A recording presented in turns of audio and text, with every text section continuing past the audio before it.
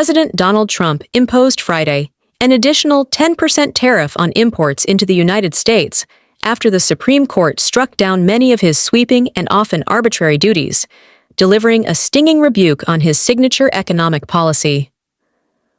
Trump signed the tariff order in the Oval Office, saying on social media it was effective almost immediately, after spending the past year imposing various rates to cajole and punish countries, both friend and foe. The new duty is slated to take effect February 24th for 150 days, with exemptions remaining for sectors that are under separate probes, including pharma, and goods entering the U.S. under the U.S.-Mexico-Canada Agreement, according to a White House fact sheet. U.S. trading partners that reached tariff deals with Trump's administration will now also face a 10% duty, despite higher levels they may have agreed on previously, the White House said. But a White House official told AFP that the Trump administration would seek ways to implement more appropriate or pre-negotiated tariff rates down the line.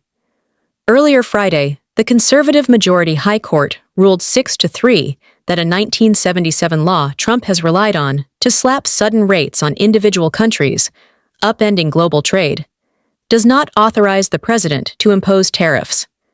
Trump, who had nominated two of the justices who repudiated him, responded furiously, alleging without evidence that the court was influenced by foreign interests.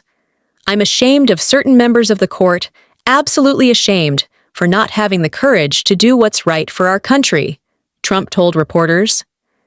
"In order to protect our country, a president can actually charge more tyranny was charging in the past," Trump said, insisting that the ruling left him more powerful. Treasury Secretary Scott Bessent, addressing the Economic Club of Dallas, said the alternative method will result in virtually unchanged tariff revenue in 2026. Major setback. The ruling did not impact sector-specific duties Trump separately imposed on steel, aluminum, and various other goods. Government probes still underway could lead to additional sectoral tariffs. Still, it marked Trump's biggest defeat at the Supreme Court since returning to the White House 13 months ago. The court has generally expanded his power. The justices ruled Friday that had Congress intended to convey the distinct and extraordinary power to impose tariffs through the 1977 law, the International Emergency Economic Powers Act, it would have done so expressly, as it consistently has in other tariff statutes. IEEPA contains no reference to tariffs or duties, Chief Justice John Roberts said in his opinion. Wall Street saw share prices rise modestly after the decision, which had been expected. Business groups largely cheered the ruling, with the National Retail Federation saying this provides much-needed certainty for companies. Doubts on refunds. The Trump administration in court arguments said companies would receive refunds if the tariffs were deemed unlawful, but the ruling did not address the issue. Trump said he expected years of litigation on whether to provide refunds. Justice Brett Kavanaugh, the one Trump nominee to side with him, noted the refund process could be a mess. The University of Pennsylvania's Penn Wharton budget model projected that the court decision on tariffs would generate up to $175 billion in refunds.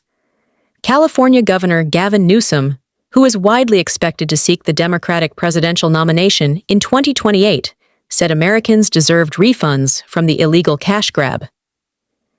Every dollar unlawfully taken must be refunded immediately, with interest. Cough up. But Elizabeth Warren, the top Democrat on the Senate Banking Committee, cautioned that there remained no legal mechanism for consumers and many small businesses to recoup the money they have already paid. The Budget Lab at Yale University estimates consumers face an average effective tariff rate of 9.1% with Friday's decision, down from 16.9%. The rate remains the highest since 1946, excluding 2025, it said. Close U.S. trading partners, including the European Union and Britain, said they were studying the decision. Canada, which has faced repeated tariff threats as Trump questioned the sovereignty of the northern neighbor, said the Supreme Court showed the levies were unjustified. but the country braced for more turbulence. Canada should prepare for new, blunter mechanisms to be used to reassert trade pressure, potentially with broader and more disruptive effects, said Candice Lang, president of the Canadian Chamber of Commerce.